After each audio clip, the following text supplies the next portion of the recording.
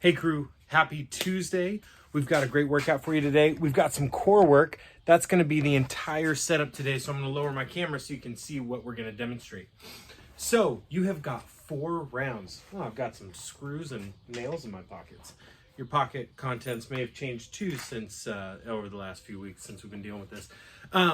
Okay, so we have got 4 rounds of 20 jackknives or single leg V-ups, 20 Russian twists, and then we've got 20 Supermans with a 2-second hold, 20 mountain climbers, and finally 20 T-plank rotations. Okay, so it's 4 rounds.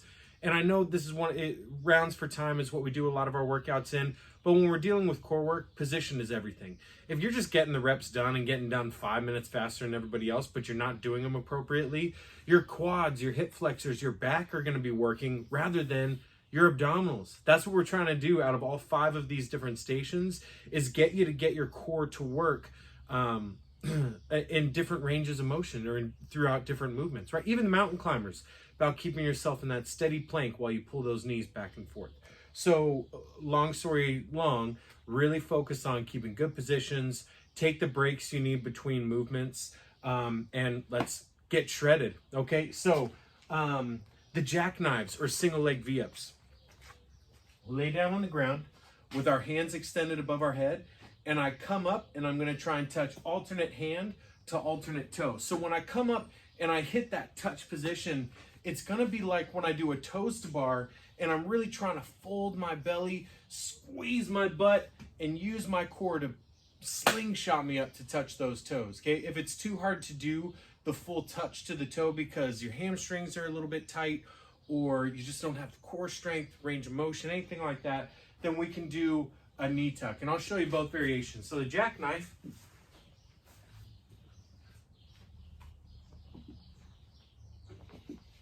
3, right? Every time you touch alternating toes is a rep. So it's 20 touches total, it's 20 total reps. It's not 20 to each toe, okay? After you do your single leg V-up or your modification of that tuck, right? You're on to Russian twists. So what we do here is I want to lean back. Your heels can stay planted in the ground if you need to, but that lean is your belly squeezing to engage, right, and support you. If I'm sitting forward, then my belly's not doing anything. So chest up, lean back, and if you can, you lift your feet up off the ground. Now I want my shoulders to turn 2, 3, 4. I want my shoulders and my chest to turn to the point of the mat where I'm touching. If you just hang out looking straight ahead the whole time, your obliques aren't working or engaging. Your trunk isn't twisting in the way that I want it to. Okay, so if you need to, drop your feet in, lean back just as much as you can, boom, and try to look where you're touching, okay? If by the second round you're doing 20 unbroken still, not really feeling the burn, then pick up a weight, pick up your backpack, and try and switch it side to side, okay?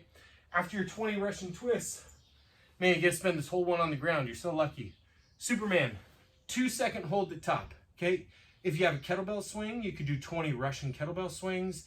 If you have a dumbbell, you could do 20 dumbbell snatches if you wanted, because this really is about firing up your posterior chain. So if you haven't lifted weights in a while, that can be a fun way to do it. Otherwise, we're laying flat down, arms are straight out.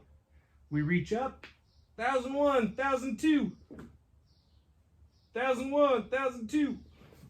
Now when I lift up, it's important to remember, I'm not trying to get like the biggest arc you can make, how high your hands and heels can get off the ground with your knees breaking, but instead make your body long. Squeeze your heels tight together, reach through your fingers, right? And make your body straight as an arrow. Squeeze really tight and you'll feel your posterior chain light up. Squeeze your butt and reach, and you'll be just fine. Mountain climbers, you're gonna get in a push-up position and with one knee tucked in, 2, 3, 4, alternating every step. Trying to get your knee to touch your elbow, but the big thing I wanna see is your butt stay low, not have your hips bouncing, right?